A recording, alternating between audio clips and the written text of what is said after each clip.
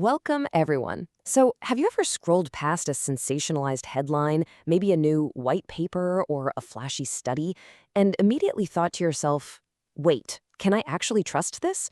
Well, it happens to all of us. Today, we're taking a deep dive into the absolute foundation of how we answer that exact question. We're looking at the principles of ethical inquiry. Let's jump right into this explainer and see what really separates genuinely trustworthy science from, well, just a meaningless pile of numbers. Our source text makes a pretty massive statement right off the bat. It says this framework, quote, transforms research from mere data collection into a practice of integrity, trust, and responsibility. And think about that for a second. Without these ethics, without a rigorous framework holding it all together, research is literally just raw data. The stakes are incredibly high here. I mean, our entire modern society basically runs on the underlying belief that the research guiding our medicines, our tech, and our public policies is actually sound. If we lose these principles, the whole system kind of breaks down. To wrap our heads around this complex moral framework, we'll break the anatomy of trust down into 5 key areas. Number 1, the ethical backbone. Number 2, the core mindset. 3, safeguarding the process. 4, sharing with the world. And finally, number 5, beyond mere data. All right, kicking things off with section 1, the ethical backbone, the foundation of societal trust. Which brings us right to section 2, the core mindset, honesty, objectivity, and integrity. So, honesty. This means truthfully reporting data, results, methods, and publication status without any fabrication or misrepresentation. Now, I know, it sounds super basic, right? But it is the absolute bedrock requirement for any of this to work. Think about it. If a researcher alters even a single data point just to fit a preferred narrative, the entire structure collapses. It completely poisons the well of public knowledge for everyone else. And tying right into that is this quote, objectivity demands neutrality, avoiding bias in design, analysis, and interpretation. Now, just imagine how difficult that actually is in the real world, when career pressures, massive funding grants, and personal hypotheses are all on the line. But researchers absolutely must actively prevent their personal bias from infecting the study. They can't just design a test to get the answer they want.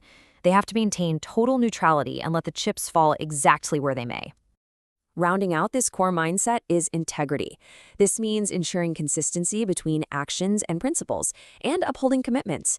Because, let's be real, it's one thing to say you value honesty and objectivity. It is an entirely different thing to actually uphold those commitments when a massive deadline is looming and the pressure is on. Integrity demands that a researcher's real-world actions perfectly match their stated moral principles. Simply put, they have to walk the walk. Moving on to section 3. Safeguarding the process, carefulness, and confidentiality. Here, carefulness demands meticulous precision in data handling, analysis, and documentation. The goal? To reduce errors and safeguard reliability. And this isn't just about being neat and tidy for the sake of it. Meticulous precision actively reduces errors, which directly safeguards the reliability of the entire study. If you aren't careful with your spreadsheets, your algorithms, or your lab notes, well, your final conclusions simply cannot be trusted by the scientific community. Now, this brings us to one of the greatest conceptual tensions in all of research. On one side of the scale, you have confidentiality, which is fiercely protecting sensitive information and participant privacy. But on the other side, you have openness, meaning transparency, and actively sharing findings, methods, and critiques. It is an incredibly delicate ethical tightrope walk. You have to fiercely protect personal data while simultaneously sharing enough of your process for the collective good to actually benefit. Next up is section 4. Sharing with the world, external responsibility. Let's look a bit closer at openness. This is all about sharing findings, methods, and critiques to advance collective knowledge. True openness is a highly active step. It encourages sharing your exact methods so that others around the world can try to replicate them. Actually, true scholars welcome intense scrutiny.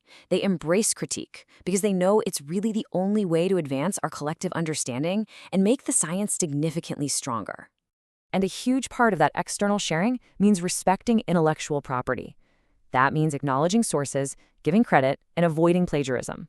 You know the saying, science is built on the shoulders of giants? Every single new breakthrough relies on previous work. So stealing that work isn't just cheating on a paper, it actively undermines the very currency of the entire academic world. And when crossing the finish line into publication, Well, that's when the stakes absolutely peak. There are strict requirements here. Researchers must ensure accuracy, maintain fairness, uphold accountability, avoid duplicate submissions, and completely avoid misleading claims. In an era of sensationalized clickbait, researchers are ethically bound to report exactly what the data proves, fairly and accurately, no matter what kind of flashy headline it might generate. Which brings us to our final section, Section 5, Beyond Mere Data, the Grand Payoff. This entire journey follows a really clear transformation. We start at step 1 with mere data collection, just raw numbers. But when we move to step 2 and apply this ethical framework, injecting that honesty, carefulness, confidentiality, and openness, those raw numbers are transformed. And that brings us to step 3, elevating the data into credible, respectful, and beneficial research that actually pushes humanity forward. Which leaves us with one final, pretty provocative question. Does the research you consume actually follow this moral framework? Next time you read a bold headline or see an exciting new study shared on your feed, I want you to remember this explainer. Think about this anatomy of trust we've just unpacked. Ask yourself if the people behind those numbers really upheld their integrity, if they maintained strict objectivity, and if they were fully transparent with their methods. Because knowing how to critically evaluate the credibility of the information we encounter every single day, that is absolutely one of the most important skills we can cultivate. Thanks so much for joining me for this explainer today, and remember to always keep asking the right questions.